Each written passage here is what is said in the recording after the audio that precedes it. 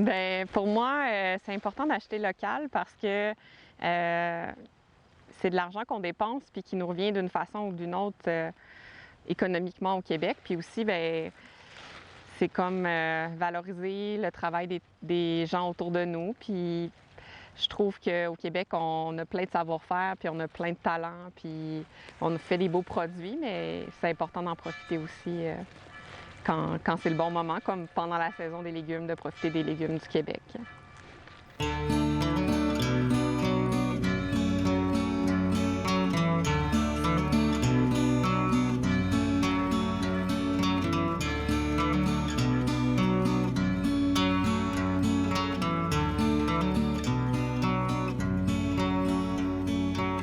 Dans un village sans église, des enfants s'amusent à sourire.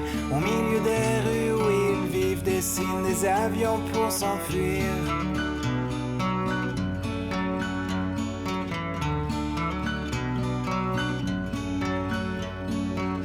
Chacune des familles a son rêve, chacun des voisins son destin. Tour à tour, il faut qu'on crève, où jour le jour on gagne son pain.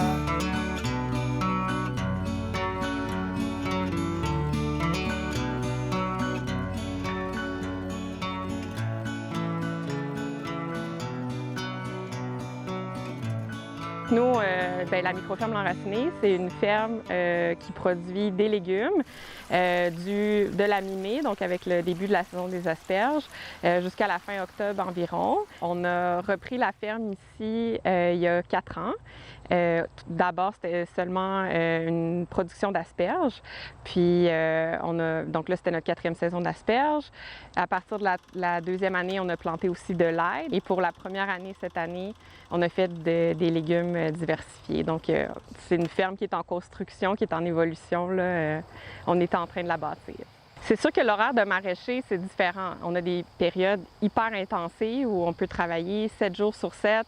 C'est très varié comme travail. Ça va de prendre soin du sol, de s'assurer qu'il est vivant, de mettre des apports comme du compost, le préparer, le travailler, préparer des semis, transplanter, faire des semis directs, désherber, récolter, laver des légumes, les vendre. Donc, c'est un peu tout ça. C'est très, très varié. Tu sais, des fois, dans la vie de tous les jours, on est stressé, on est préoccupé. Moi, je sors dehors, je prends un grand respire, je vois la nature autour de moi, puis on dirait que c'est comme un calme instantané, là. J'aime aussi voir le cycle des saisons, le cycle de la vie, tu sais, de voir la petite plante bébé, puis après ça, de la voir porter fruit. Puis là, en ce moment, accepter qu'avec les froids, ben c'est la fin de leur vie productive. Pour moi, c'est un tout, tu sais, de voir comment que les choses poussent, d'en prendre soin tout au long du processus, puis finalement qu'ils finissent dans notre assiette, puis qu'on les apprécie encore plus, là.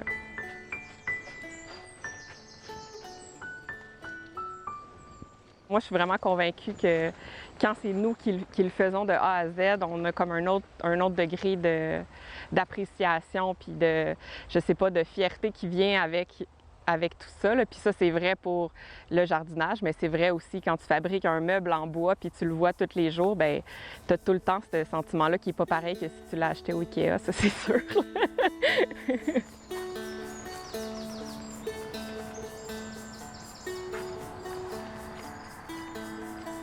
Bien, c'est sûr que dans tout ce qui se rapporte au changement climatique, les transports, la pollution par les transports, ça compte pour beaucoup. Fait que oui, je pense que l'agriculture de proximité elle a un impact positif par rapport à tout ça.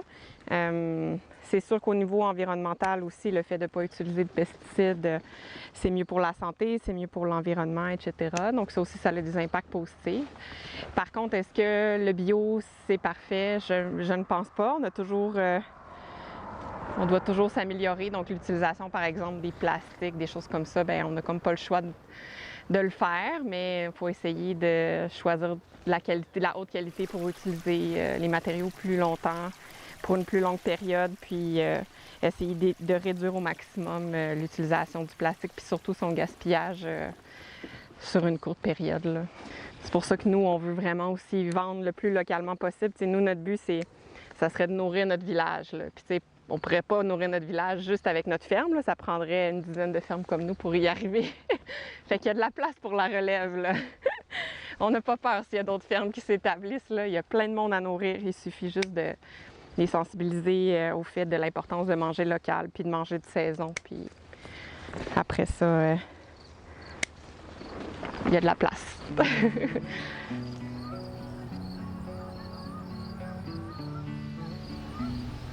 On cherchait un endroit pour pouvoir vendre nos légumes au village parce que bien, on a une clientèle locale qui sera à la ferme, mais il y a d'autres gens du village qui nous disaient « Oh, vous achèterez bien vos légumes, mais c'est pas dans nos habitudes de passer par la ferme ou qui aimaient mieux le concept d'un marché au village. » Donc, bien, grâce à Laisser Chardon cette année, on a pu faire ça.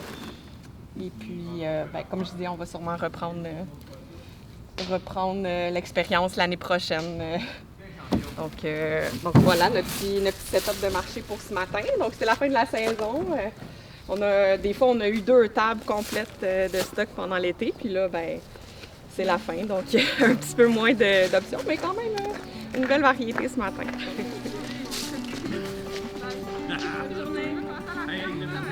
Je pense qu'on vit dans une société d'information. On a accès à infiniment d'informations, beaucoup trop d'informations. Ce qui fait qu'on peut facilement s'y perdre, puis on devient un peu confus.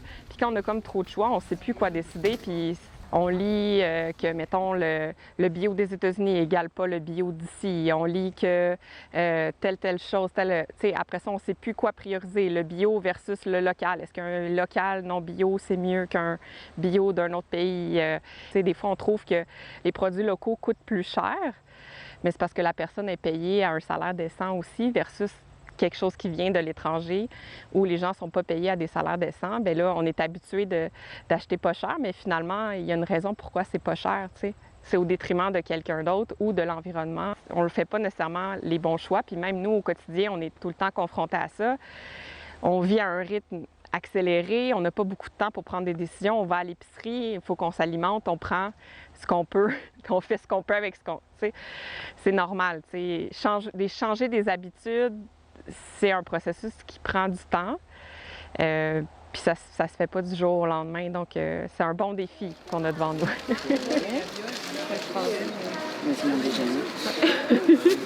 Des tomates, vraiment bonnes confites, là. Elles sont bonnes en confit? Vraiment délicieuses.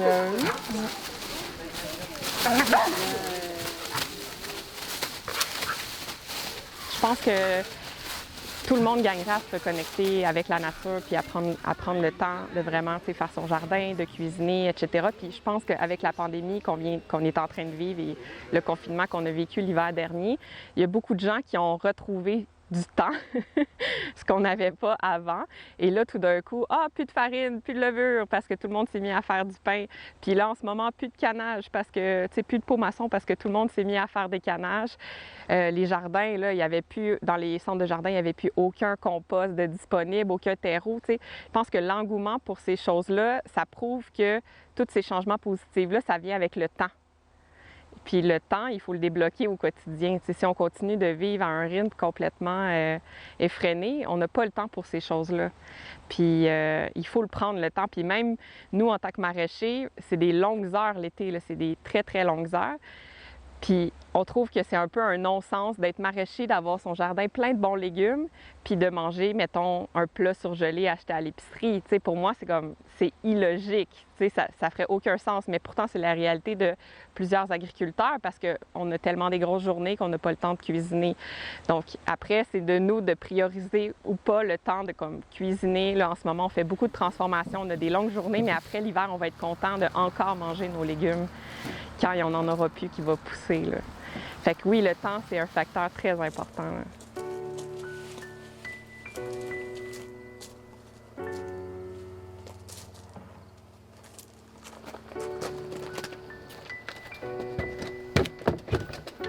Je pense que de voir qu'il y a encore plus de gens qui ont fait de jardin cette année, c'est positif pour nous parce que c'est en le faisant qu'on se rend compte du travail qu'il y a derrière, tu sais. Puis si toi, comme individu, tu trouves que ça a été très demandant de faire un jardin de, je sais pas moi, 10 mètres par 5 mètres, bien après, quand on voit un grand champ, on peut comme être capable de transposer puis de voir le travail qu'il y a derrière.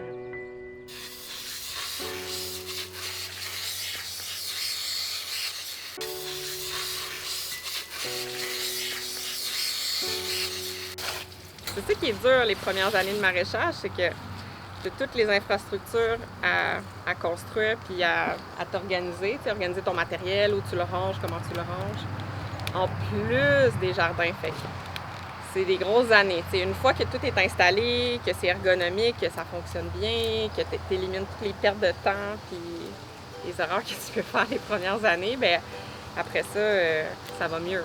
Là, le nombre d'heures de travail, il diminue, puis la qualité aussi, fait qu'elle augmente. Je trouve que là, il y a un beau vent de fraîcheur sur l'agriculture au Québec dans les dernières années avec des porte-paroles comme Jean-Martin Forcier, etc. Puis beaucoup de jeunes puis de relèves qui se tournent vers ce type de ferme-là parce que maintenant, c'est prouvé que ça peut être un mode de vie rentable au niveau d'une entreprise aussi, ce qui est quand même bien. Puis beaucoup de gens sont intéressés par l'autosuffisance, puis consommer local, consommer québécois. Donc je pense que ça va dans cette espèce d'air d'aller-là, que les petites fermes un peu comme nous sont vraiment en croissance un peu partout, puis le biologique aussi en général. Je pense que dans le futur, il faut qu'on apprenne à modifier nos habitudes, puis qu'on réapprenne à prendre le temps de faire les choses nous-mêmes, puis à s'approvisionner localement, différemment. Je pense que ça fait partie des enjeux qui nous attendent dans les prochaines années. Puis nous, on veut faire partie de cette solution-là, puis on veut épauler les gens de notre communauté dans ces transitions-là. Fait qu'en étant un support pour les jardiniers locaux, puis en leur donnant des idées de recettes, puis en leur apprenant, en leur montrant des nouveaux légumes qu'ils connaissent pas, puis qu'ils peuvent apprendre à aimer. Donc, c'est un peu ça la mission qu'on se donne. Nous, on veut s'enraciner dans notre milieu puis participer à cette évolution-là vers un monde plus vert, plus local. Une étincelle scintille dans leurs yeux, c'est écrit dans le ciel. Ils sont très heureux, faits pour vivre ensemble. Une vie à deux, fait pour vivre ensemble et vivre heureux. Une histoire d'amour qui durera toujours. Le son de l'Éternel qui leur donnera des ailes.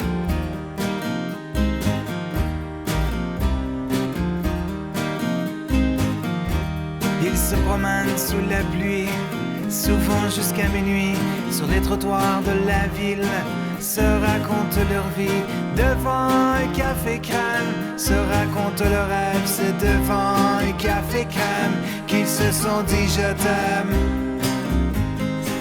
Une histoire d'amour qui durera toujours. Le son de l'Éternel qui leur donnera des ailes.